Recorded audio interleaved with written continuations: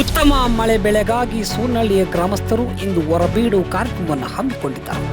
ಚಳ್ಳಕೆರೆ ತಾಲೂಕಿನ ಸೂನಹಳ್ಳಿ ಗ್ರಾಮಸ್ಥರೆಲ್ಲರೂ ಸೇರಿ ಉತ್ತಮ ಮಳೆ ಬೆಳೆಯಾಗಲೆಂದು ಒಂದು ದಿನದ ತಮ್ಮ ಮನೆಗಳಿಗೆ ಬೀಗ ಜಡಿದು ಜಾನುವಾರುಗಳೊಂದಿಗೆ ಊರ ಹೊರಗೆ ತೋಟದ ಜಮೀನುಗಳಲ್ಲಿ ಬೇಲಿ ಸಾಲು ಮರಗಳ ಕೆಳಗೆ ಒಂದು ವಿಶಿಷ್ಟವಾದ ಸಾಂಪ್ರದಾಯಿಕ ಹಾಗೂ ಗ್ರಾಮೀಣ ಹೊರಬೀಡು ಕಾರ್ಯಕ್ರಮವನ್ನು ಹಮ್ಮಿಕೊಂಡಿದ್ದರು.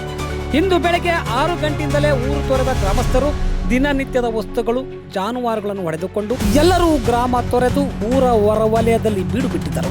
ಇದರ ಉದ್ದೇಶ ಉತ್ತಮ ಮಳೆಯಾಗಲಿ ಬೆಳೆಯಾಗಲಿ, ಗ್ರಾಮಕ್ಕೆ ಯಾವುದೇ ಪಿಚಾಚಿ ರೋಗ ರುಜಿನಗಳು ಅಥವಾ ಕೆಟ್ಟ ಶಕ್ತಿಗಳು ಬರಬಾರದು ಎಂಬ ಕಾರಣಕ್ಕೆ ಊರ ಸುತ್ತಮುತ್ತಲಿನ ಬೇಲಿ ಹಾಕಿ ಸಂಜೆವರೆಗೂ ಹೊರಗೆ ವಾಸ ಮಾಡ್ತಾರೆ.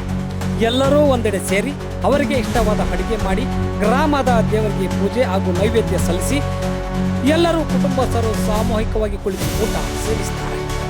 ಸೂರ್ಯಾಸ್ತದ ಬಳಿಕ ಧಾರ್ಮಿಕ ವಿಧಿಗಳು ಮುಗಿದ ನಂತರ ದೇವರನ್ನ ಕರೆದುಕೊಂಡು ಊರಿಗೆ ಮರಳಿ ಊರ ಬಾಗಿಲಲ್ಲಿ ಪೂಜೆ ನೆರವೇರಿಸಿ ಅವರವರ ಮನೆಗೆ ತೆರಳಿದರು.